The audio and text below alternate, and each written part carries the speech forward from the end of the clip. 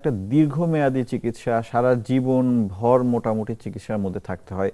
তো এই চিকিৎসা পদ্ধতিটা আমাদের দেশে কতটুকু অ্যাভেলেবল, মানে কোন কোন জায়গাতে এটা পাওয়া যায়, মানে সরকারি বেসরকারি পর্যায়ে, কিংবা আপনি ঢাকার বাইরে চট্টগ্রামে কাজ করছেন, ঢাকার বাইরেই বা এই চিকিৎসার কি ব্যবস্থা আছে? প্রথমে যদি বলেন যে এই চিকিৎসাটা মানে আমাদের দেশে কোথায় কোথায় পাওয়া যায়। ধন্যবাদ। চিকিৎসাটা আসলে এখন গোটা দেশেই আমরা আগে থেকেই যেটা প্র্যাকটিস করে আসছে যে হুম হুম। রক্ত পরিসঞ্চালনটা, এই রক্ত পরিসঞ্চালনের বিষয়টা যেখানে আছে সেখানেই এটা আসলে তাদের থ্যালাসেমিয়া এখন থ্যালাসেমিয়া রোগীদের চিকিৎসা দেওয়াটা সম্ভব।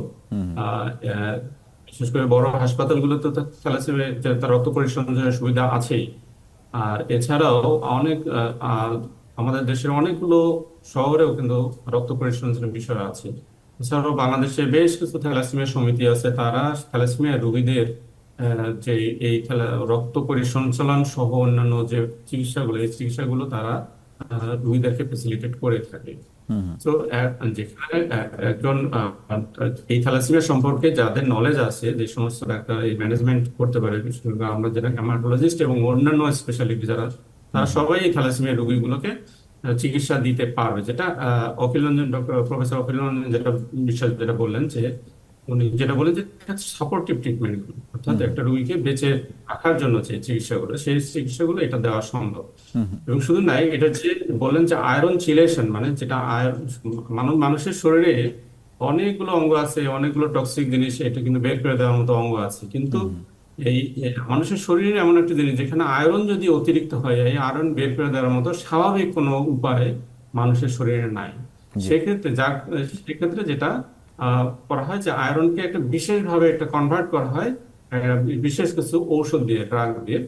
একটা সময় ইনজেক্টেবল এই ড্রাগটা পাওয়া যেত, এবং এটা খুবই এটা পাওয়া যেত না আর কি, হুম সব হুম। জায়গায় এটা অ্যাভেলেবল ছিল না, না, কিন্তু তাছাড়া এখন দেয়াও তো কষ্টকর, মুখে মানে খাওয়ার আপনি ওষুধ ইনজেকশন আছে। দেয়াটাও তো কষ্টকর। হ্যাঁ, খুবই কষ্টকর, এবং এটা সব জায়গায় পাওয়া যেত না, হুম দামও হুম। অনেক বেশি ছিল। জি। আর তার জন্য যে ইনফিউশন পাম্প, এটাও সব জায়গায় অ্যাভেলেবল ছিল না। হুম কিন্তু হুম। এখন যেটা হলো, মুখে খাওয়ার ওষুধ এখন পাওয়া যায়।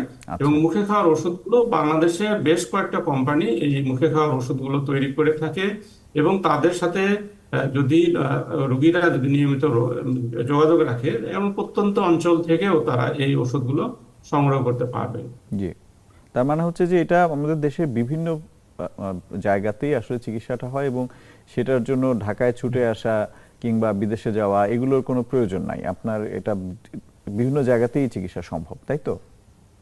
হ্যাঁ হ্যাঁ, এটা বিদেশে যাওয়ার যে বিষয়টা আছে সেটা হুম হুম। হলো যে আমরা যেটা বললাম এতক্ষণ, যেটা সাপোর্টিভ ট্রিটমেন্ট, কিন্তু এইটার একটা কিউরেটিভ একটা ট্রিটমেন্ট ওয়ার্ল্ড ওয়াইড একটা প্রচলিত আছে, এটাকে আমরা বলি বোন ম্যারো ট্রান্সপ্লান্ট। এটা আমাদের দেশে এখনো এই বিষয়টা এখন আমরা খুবই প্রাথমিক পর্যায়ে আছি।